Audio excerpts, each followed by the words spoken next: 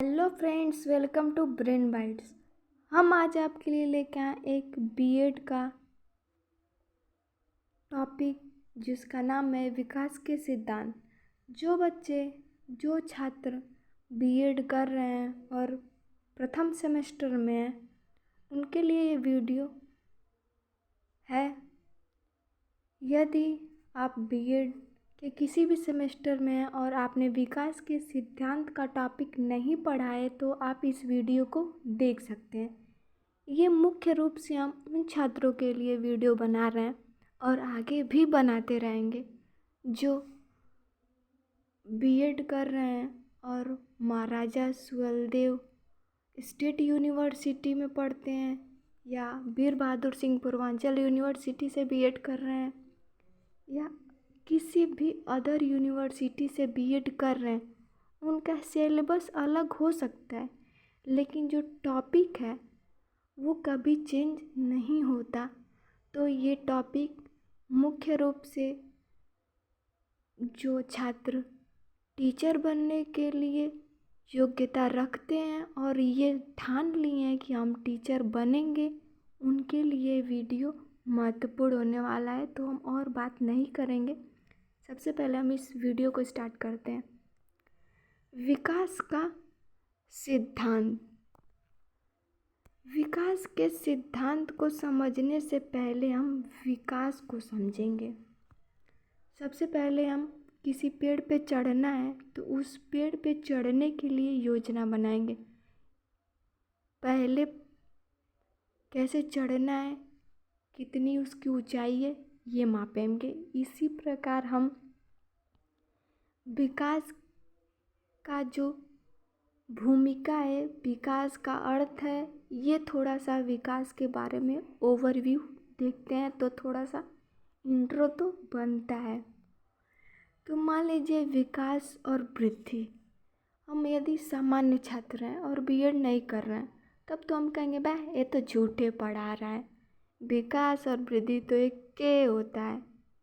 लेकिन नहीं, हाँ, यदि हम बीएड कर रहे हैं तो हम जानेंगे कि नहीं, ये सही है, विकास और वृद्धि एक तो है, लेकिन कहीं ना कहीं अलग रूप में इनका वर्णन मिलता है। तो जो विकास है वो शरीर के संपूर्ण अंगों का बढ़ना विकास आएगा, लेकिन वही जब हम हाथ का बढ़ना, पैर का बढ़ना, उंगली का बढ़ना, सर का बढ़ना अलग अलग रूपों में पढ़ेंगे, अलग अलग रूपों में देखेंगे कि हाथ बढ़ रहा है, पैर बढ़ रहा है, उंगली बढ़ रही है, तो ये शरीर की वृद्धि हो रही है। अलग अलग अंगों की अपनी अपनी जगह वृद्धि हो रही है। लेकिन नहीं, जब संपूर्ण रूप से वृद्धि हो रही है तो विकास हो रहा है, हमारा शारीरिक विकास हो रहा है। तो वृद्धि है उसको हम माप सकते हैं। मान लीजिए हमारी उंगली कितने इंच बढ़ी है, हाथ कितने इंच बढ़ा है, ये हम माप सकते हैं। लेकिन विकास जो है वो माप तो सकते हैं, एक जगह वृद्धि उसको माप सकते हैं, मात्रात्मक रूप में है, क्वांटिटी रूप में है। लेकिन विकास बहुआयामी होता है, उसमें जो होता है वो हमारा शारीरिक विकास भी होता है और समाज में हम किस तरह से सामाजिक संबंधों के प्रति हम अवेयर हैं, समाज में अपने आप को अच्छे से ढाल ले रहे हैं कि नहीं ढाल ले रहे हैं, हमारा संज्ञान बढ़ रहा है नहीं बढ़ रहा है, हम संज्ञानात्मक रूप से हमारी जो बुद्धि है वो कितनी डेवलप हो रही है समय के हिसाब से।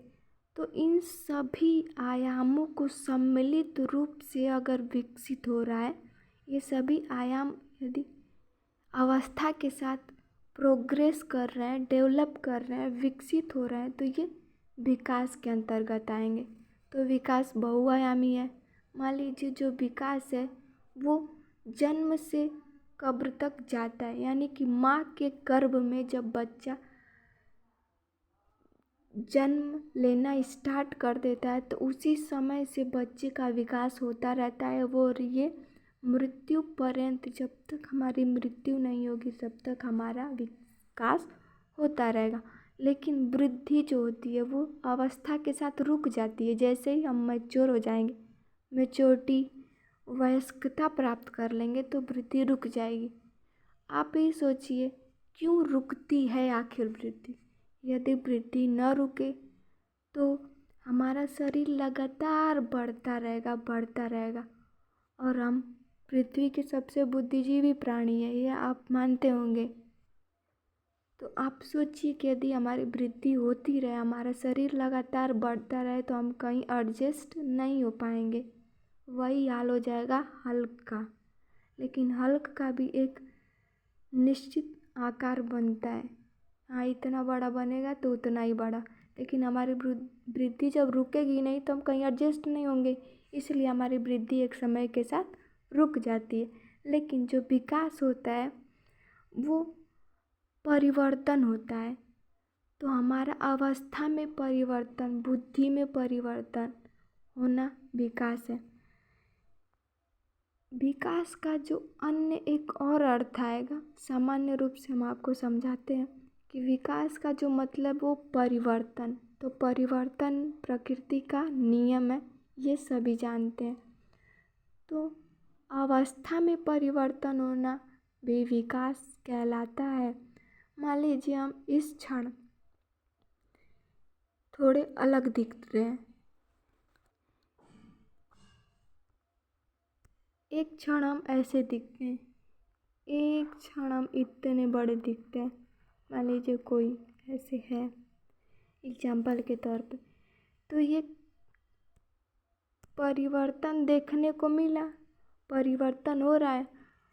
ये तो छोड़िए, हम इस क्षण जैसा दिखते हैं अगले ही क्षण वैसा नहीं दिखते हैं। अवस्था में परिवर्तन हो गया हमारे, वही हमारा विकास कहलाता है। तो अब हम थोड़ा सा जो लिखा हुआ है उस कंटेंट को पढ़ के देखते हैं कि क्या है।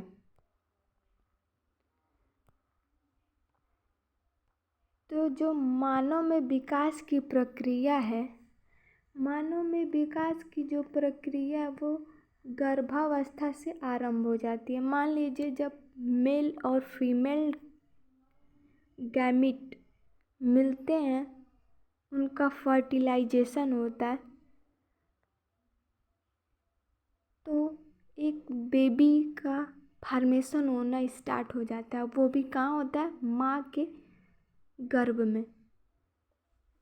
माँ के गर्भ में बेबी का फॉर्मेशन, बच्चे का, शिशु का जो निर्माण होता है वो शुरू हो जाता है। ये कहने में थोड़ा भी शर्म नहीं रखना चाहिए कि एक 14 साल का लड़का और 14 साल की लड़की एक संतान को जन्म देने के लिए मैच्योर हो चुके होते हैं।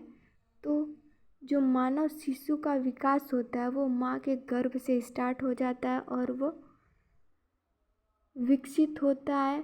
उसके बाद जैसे ही 9 महीने होते हैं, प्रसव होता है, उसके बाद शिशु शैशवावस्था में आता है। उसके बाद बाल्यावस्था, किशोरावस्था में जाता है। किशोरावस्था तक जाते जाते जो उसका संज्ञान है, उसका शारीरिक विकास है, संवेगात्मक विकास लगभग पूर्ण हो जाता है। लेकिन विकास की प्रक्रिया चूँकि लिखा है जीवन प्रयत्न, टुम्ब जाएगी तो वो विकास की प्रक्रिया रुकेगी नहीं, वो चलती रहेगी। लेकिन जो ये विकास है वो किसी निश्चित सिद्धांत, किसी अवयव, किसी कारक पर ही डिपेंड होता है।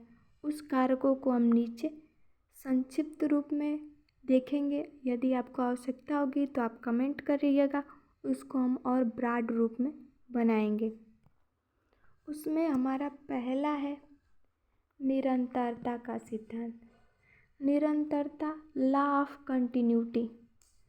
निरंतरता का सिद्धांत है कि लगातार मानव विकास की जो प्रक्रिया है वो लगातार होती रहती है, जन्म से मृत्यु तक निरंतर चलती रहेगी।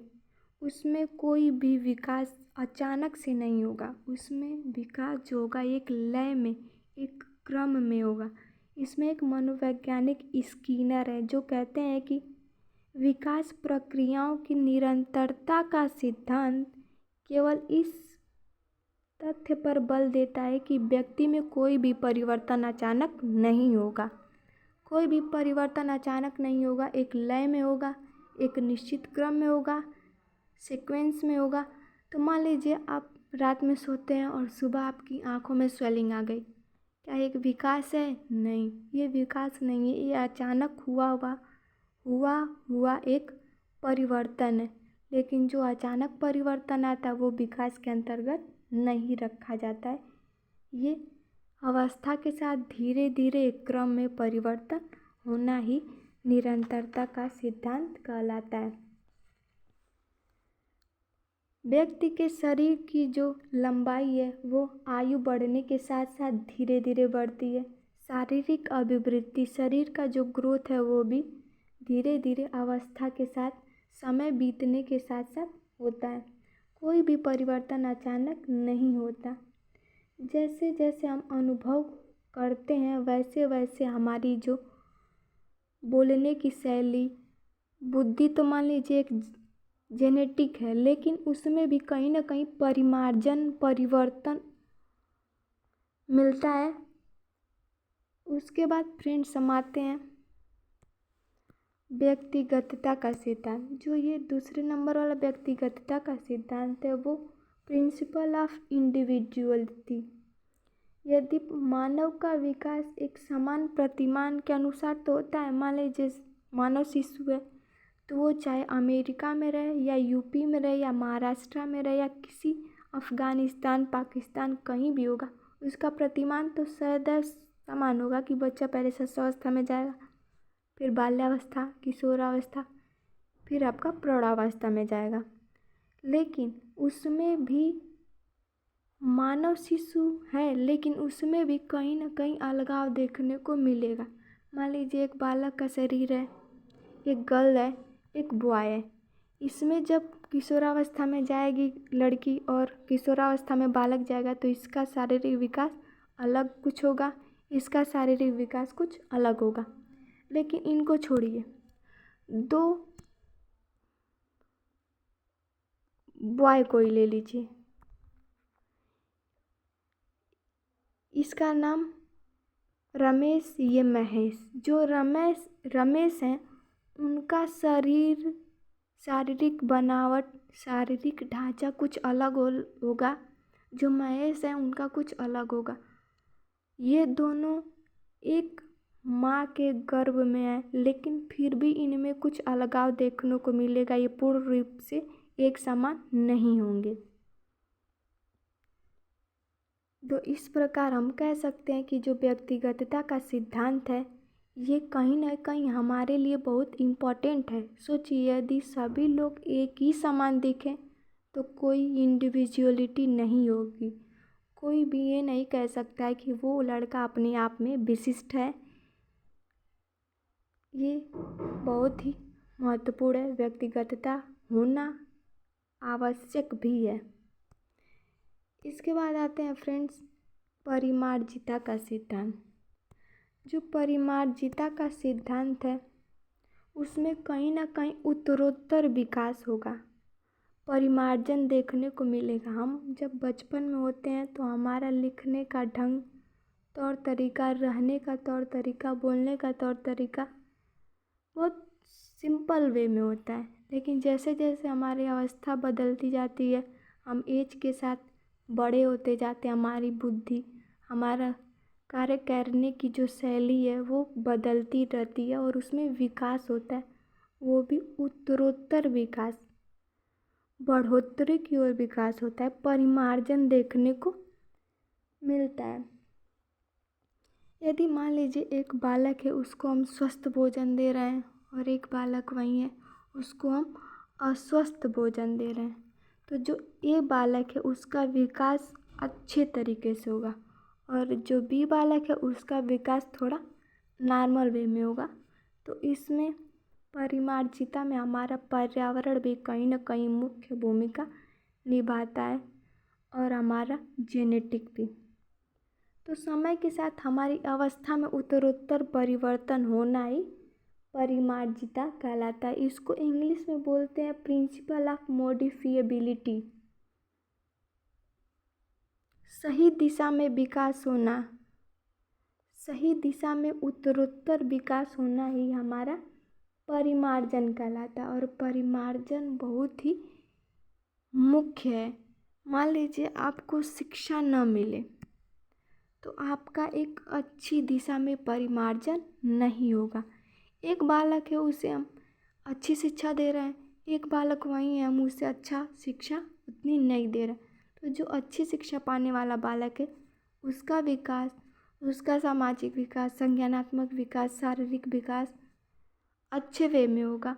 और जो कम पढ़ा लिखा बालक है, कम माहौल उसको अच्छा दे रहे, वो कम उसका अच्छा व्यवहार होगा, कम उसके व्यवहार में परिमार्जन होगा। तो इस प्रकार रहा आपका परिमार्जिता का सिद्धांत।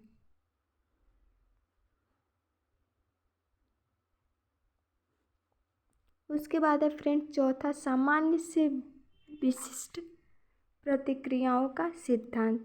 इसमें हम आपको समझाएंगे सामान्य से विशिष्ट। पहले जब बालक शैशवावस्था में होता है तो कोई भी कार्य वो सिंपल वे में करता है। जैसे ही वो बड़ा हो जाता है उस कार्य को कॉम्प्लेक्स वे में करना स्टार्ट कर देता है। मान लीजिए एक बालक है, उसको आप पेन पकड़ने के लिए बोलिए और बोलिए ये लिखो, तो क्या करेगा, वो पेन को पूरे हाथों से पकड़ेगा। लेकिन जैसे ही वो बड़ा हो जाएगा उस पेन को वो 2 उंगलियों से पकड़ के लिखना शुरू कर देगा। तो इसमें एक हर्लाक मनोवैज्ञानिक है जो कहते हैं कि कोई भी बालक किसी भी अवस्था में कोई भी जब प्रतिक्रिया करता है तो उसकी प्रतिक्रिया विशिष्ट होने से पूर्व सामान्य होती है। कोई भी प्रतिक्रिया सामान्य वे में करता है फिर विशिष्ट में करता है। मान लीजिए एक उदाहरण आपको दे रहे हैं। एक बालक है, पहले जब छोटा है तो क्या करता है, सभी वस्तुओं को मुंह में डाल लेता है, चाहे खाने की हो चाहे खेलने की हो या बेकार वस्तुएं, सबको वो मुंह में रख लेता है। लेकिन जैसे ही वो अनुभव करना स्टार्ट कर देता है उसकी अवस्था में परिवर्तन होता है, अवस्था के साथ वो कुछ संज्ञान में बेहतर होता है उसका। तो वो कहता है कि नहीं, उसको आप यदि ज़बरदस्ती भी कोई वस्तु जो है खाने की नहीं है उसको खिलाएंगे तो बोलेगा कि नहीं ये खाने की चीज़ नहीं है। अब वो केवल खाने की वस्तुएं ही मुंह में रखेगा। उसके बाद उसके व्यवहार में सामान्यता न दिखकर विशिष्टता दिखने लगती है। कोई भी बालक शैशवावस्था में सोचता तो मात्रा में वही है लेकिन उसके गुणों में बदलाव रहता है। वो सोचने का जो नज़रिया होता है वो थोड़ा अलग होता है। तो कोई भी बालक पहले सामान्य प्रतिक्रिया करता है फिर विशिष्ट प्रतिक्रिया करता है। उसके बाद फ्रेंड्स आते हैं विकास क्रम का सिद्धांत। जो विकास क्रम का सिद्धांत है वो बहुत ही महत्वपूर्ण है क्योंकि हमें स्टार्टिंग में ही बताया गया है कि जो विकास है वो क्रम से चलता है। पहले बालक जन्म लेता है तो शैशवावस्था में जाता है, बाल्यावस्था में, किशोरावस्था में। ऐसा नहीं ना है कि पहले जन्म लिया फिर बाल्यावस्था में चला गया फिर उसके बाद प्रौढ़ावस्था में गया, नहीं, पहले शैशवावस्था, बाल्यावस्था, किशोरावस्था, प्रौढ़ावस्था, एक क्रम से होकर एक अवस्था से होकर दूसरी अवस्था, दूसरे तीसरी अवस्था। और जो ये अवस्थाएं हैं वो एक दूसरे से रिलेट हैं। यदि शारीरिक विकास अच्छा होगा तो उसका सामाजिक विकास अच्छा होगा, संज्ञानात्मक विकास, संवेगात्मक विकास, इस प्रकार जो अवस्थाएं वो एक दूसरे से क्रम रूप में चलती हैं और एक दूसरे से संबंधित होती हैं।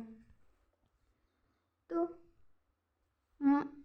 इससे भी सिंपल वे में समझना है तो मान लीजिए एक बालक जन्म लेता है तो सबसे पहले वो चलना तो शुरू नहीं करता है, सबसे पहले वो क्या करता है, हाथ पैर को अपने पटकता है, फिर पलटता है, फिर उसके बाद बैठता है।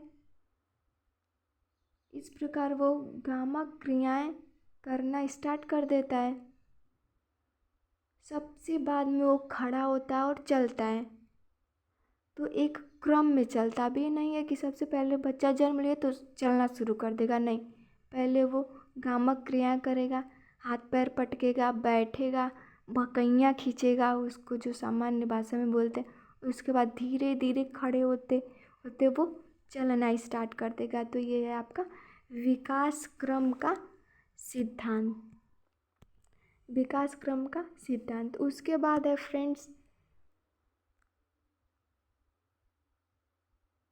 निकट से, सॉरी लिखने में थोड़ा सा मिस्टेक हो गया, यहाँ होना चाहिए आपका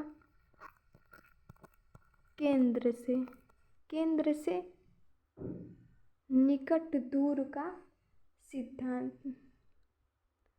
मान लीजिए हमारा जो ये आपका केंद्र से हमारा जो शरीर का विकास होता है, सबसे पहले हार्ट बनता है। जब माँ के गर्भ में बच्चा होता है तो सबसे पहले हार्ट बनता है। उसके बाद उसी के थ्रू धीरे धीरे लैटरल जो पार्ट हैं वो विकसित होते हैं, जो बगल के पार्ट हैं वो विकसित होते हैं। तो मनुष्य जो है वो पहले उसका मध्य भाग विकसित होगा, उसके बाद उसका समीप वाला भाग विकसित होगा। सबसे पहले हमारा जो स्नायु मंडल बताया आपको मैंने, हृदय, जो हमारा हृदय है वही विकसित होगा। उसके बाद हमारा जो बगल का पार्ट, लेटरल पार्ट है वो विकसित होंगे। उसके बाद हाथ विकसित होगा, हाथ की उंगलियां विकसित होंगी। उसके बाद हाथ की उंगलियां काम करना स्टार्ट करेंगी। सबसे पहले उंगलियां नहीं विकसित होंगी, सबसे पहले हमारा केंद्र बिंदु यानी हार्ट विकसित होगा, हृदय विकसित होगा। उसके बाद बाकी शरीर के पार्ट विकसित होंगे। इस प्रकार हमारा रहा केंद्र से निकट दूर का सिद्धांत। उसके बाद हम आ जाते हैं मस्तिष्काधोमुखी का सिद्धांत, जिसे हम सिफेलोकॉडल भी कहते हैं। मान लीजिए हमारा पहले सर विकसित होता है, मस्तिष्क। उसके बाद हमारे नीचे के पार्ट यानी इसे लॉन्गिट्यूडिनल डेवलपमेंट भी कहते हैं। इस सिद्धांत के अनुसार विकास की जो क्रिया है वो सिर से आरंभ होकर पैरों की ओर जाती है। हमने आपको पहले ही बताया विकास ऊपर से नीचे की ओर चलता है। गर्भ में सबसे पहले बच्चे का, एक शिशु का सिर विकसित होता है। गर्भ के बाद बालक सर्वप्रथम सिर को ही उठाता है, वो सिर को ही उठाकर रोता है। उसके बाद धड़ को उठाता है। बाद में दूसरे अंगों जैसे पैर को हिलाना, हाथ को हिलाना और उसके पश्चात बैठने का प्रयास करता है। ये रहा हमारा मस्तिष्काधोमुखी का सिद्धांत। इसके बाद हम फ्रेंड्स आते हैं एकीकरण का सिद्धांत। जो एकीकरण का सिद्धांत है वो प्रिंसिपल ऑफ इंटीग्रेशन इसे इंग्लिश में कहते हैं। विकास की प्रक्रिया एकीकरण के सिद्धांत का पालन अवश्य करती है, क्योंकि एक एक करके इंटीग्रेटेड समग्र रूप में विकसित होना होता है।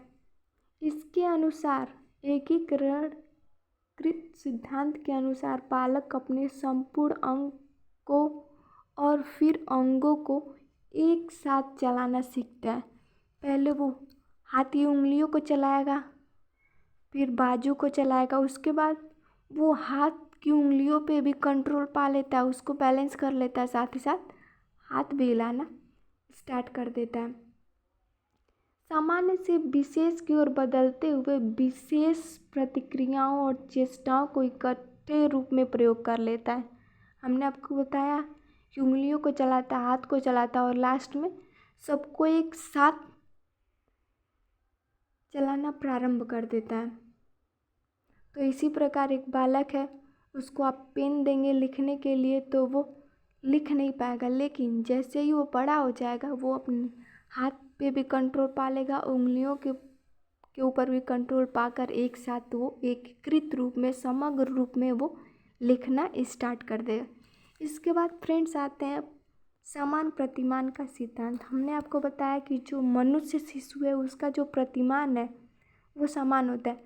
जो बकरी के बच्चे अलग प्रतिमान में होंगे, घोड़े के बच्चे अलग प्रतिमान में होंगे, मनुष्य के बच्चे अलग प्रतिमान में होंगे। प्रतिमान का मतलब है कि जो उनका एक यूनिफॉर्म पैटर्न हो गया, एक समान पैटर्न में वो जन्म लेंगे। मान लीजिए जो मनुष्य शिशु है वो अमेरिका में रहे, जापान में रहे, इंडिया में रहे, यूपी में रहे, चाहे एमपी में रहे, लेकिन उसका जो जन्म लेने का, विकास करने का, शैशवावस्था, बाल्यावस्था, किशोरावस्था में जाने का जो क्रम है वो एक समान होगा। चाहे वो अमेरिका में रहे बच्चे या भारत में रहे, उनका लालन पालन पोषण एक जैसे होगा। जानवरों का, बकरियों का ले लीजिए, उनका एक तरह से होगा। तो यही प्रतिमान का सिद्धांत जो वही बताता है कि सभी प्राणी, सभी जीवधारी अपने अपने प्रतिमान के अनुसार जीवन यापन करते हैं और अपने अपने प्रतिमान के अनुसार अपना शारीरिक विकास भी कर लेते हैं। इसके बाद फ्रेंड्स आते हैं हम परस्पर संबंध का सिद्धांत। हमने आपको पहले ही स्टार्टिंग में ही बताया कि जब हमारा शारीरिक विकास अच्छा होगा तो हमारा मानसिक विकास भी अच्छा होगा, सामाजिक विकास भी अच्छा होगा और संवेगात्मक विकास भी अच्छा होगा। सभी एक दूसरे से रिलेट हैं, संबंधित हैं। तो यही इस समान प्रतिमान का सिद्धांत भी कहता है। मनुष्य के शारीरिक, मानसिक, संवेगात्मक और सामाजिक चारित्र्य सभी प्रकार के विकास जो हैं वो पारस्परिक आपस में संबंधित होते हैं। हमारा सभी प्रकार का जो विकास है वो एक दूसरे के साथ संबंधित होता है। इसके बाद हम आएंगे फ्रेंड्स वंशानुक्रम तथा वातावरण की अंतःक्रिया का सिद्धांत।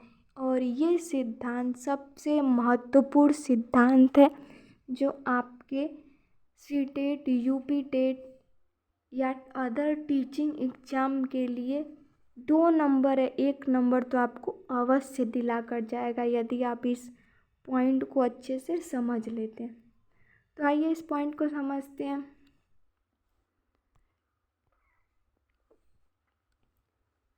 जो इसमें हमारा जो वंशानुक्रम होता है और वातावरण होता है वो दोनों प्लस के रूप में, जोड़ के रूप में नहीं विकसित किए जाते हैं, ये गुणात्मक रूप में, दोनों अंतःक्रिया के रूप में विकसित होते हैं।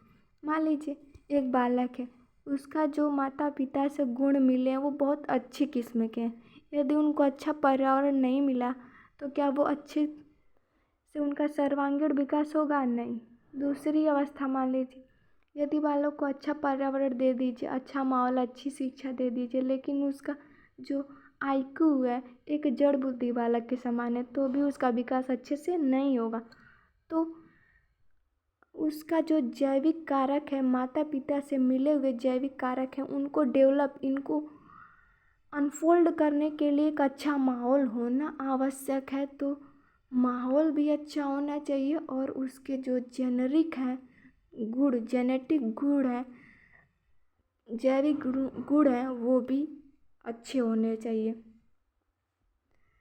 तो एक नोट मिला कि 1911 में एक भेड़िए द्वारा पालित बच्चा मिला लखनऊ के बलरामपुर में, लेकिन उसका नाम रामू रखा गया। इसका जो विकास है वो भेड़िए की तरह हुआ, लेकिन क्यों आपने सोचा? वो बालक जन्म के बाद वो भेड़ियों के साथ ही रहा, उन्हें भेड़ियों का माहौल ही मिला, तो जो उसके जेनेटिक गुण है वो भी भेड़ियों के समान हो गए। इस प्रकार आपने विकास के सिद्धांत को समझा यदि आपको समझ में आ गया हो तो एक लाइक और सब्सक्राइब कर सकते हैं, साथ में बेल आइकन भी प्रेस कर सकते हैं ताकि आगे आने वाली वीडियो